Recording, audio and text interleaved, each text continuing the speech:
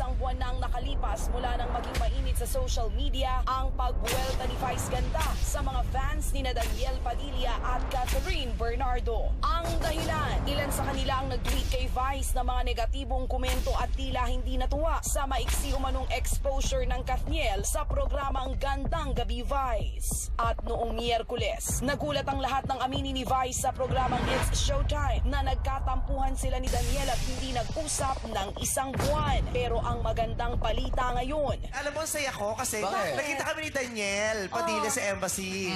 Eh di ba nag-aartihan kami lately ni Daniel? Bakit? Pag isang buwan na kami hindi nagpapansinan, may isama kami na...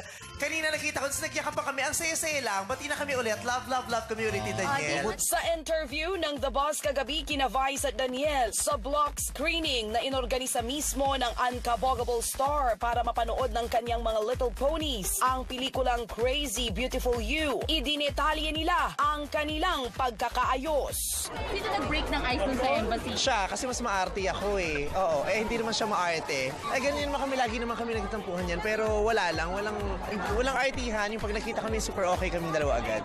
Katampuhan kami. Nag-away pala. Ha? Inaway ko siya na hindi siya aware. Oo. Babae kasi si Vice eh, so kailangan naman. Hindi mo rin matiis, ano? Hindi mo rin matiis, ano? Oo naman. Mahal namin to ng nanay ko. Buong pamilya ko mahal si Vice. Congratulations, Taray, Blockbuster. Oo, excited na akong gawin yung pelikula namin for December.